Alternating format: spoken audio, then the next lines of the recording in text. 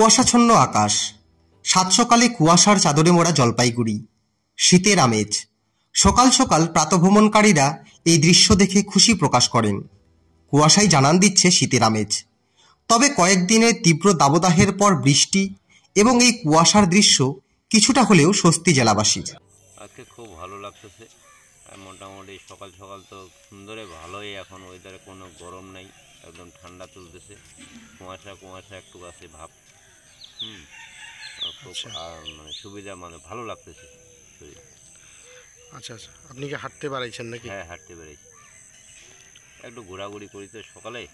আচ্ছা আচ্ছা, এই সকালবেলায় উঠি 5টার দিকে, তারপরে একটু হাঁটাহাঁটি করি। খুব ভালো লাগতেছে আজকে ওয়েদারটা।